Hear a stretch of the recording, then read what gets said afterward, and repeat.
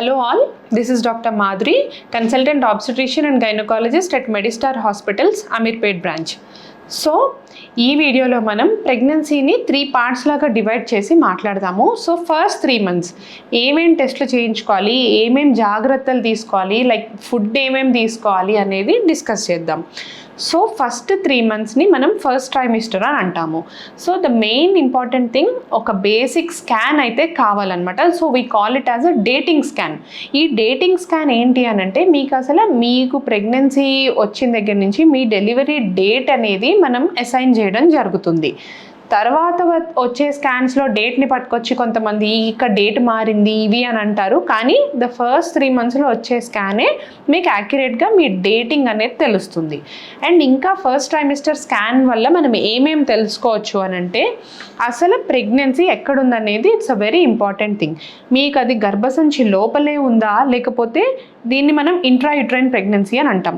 So గర్భసంచి లేకుండా వేరే దగ్గర వచ్చింది అని అంటే కనుక we call it as an ectopic pregnancy. అంటే అది ట్యూబ్లో మోస్ట్ కామన్గా చూస్తుంటాము. ట్యూబే కాకుండా కొంతమందికి ఓవరీలో వస్తుంది, కొంతమందికి సర్విక్స్లో వస్తుంది, అబ్డామినల్ ప్రెగ్నెన్సీ అని ఉంటుంది. లేదు అని అంటే we call it as pregnancy of unknown location, PUL అని అంటాము. సో యూట్రస్లో ఉందా లేదా అని తెలుసుకోవచ్చు.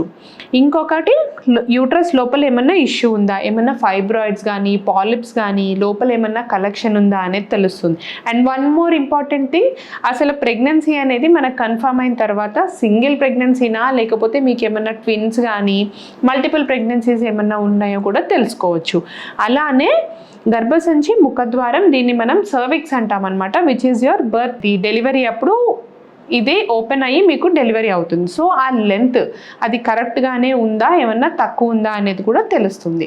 సో ఈ ఫస్ట్ ప్రెగ్నెన్సీ స్కాన్ అనేది very important. And next coming to the ఫుడ్లో రెస్ట్రిక్షన్స్ అనేవి ఏమీ ఉండదు. మీరు రొటీన్గా తీసుకునే ఫుడ్ అంతా తీసుకోవచ్చు. Focus on having a balanced diet like fruits, vegetables, green leafy vegetables, nuts and seeds, coconut water, butter milk, రాగి జావా, ఫ్రూట్ జ్యూసెస్ కన్నా మీరు ఫ్రెష్ ఫ్రూట్స్ తినడం మీద ఎక్కువ ఫోకస్ చేయాలి. ఎందుకంటే దాని మీద ఫైబర్ ఉంటుంది కాబట్టి that is very useful for your digestion also. ఒకవేళ వామిటింగ్స్ అవుతున్నాయి అని అంటే కనుక మీకు డాక్టర్ ఇచ్చిన మెడిసిన్స్ వాడుకుంటా whatever you feel like eating కొంచెం ఫుడ్ ఎక్కువ ఇంటర్వెల్స్లో తినేటట్టు చూసుకోండి.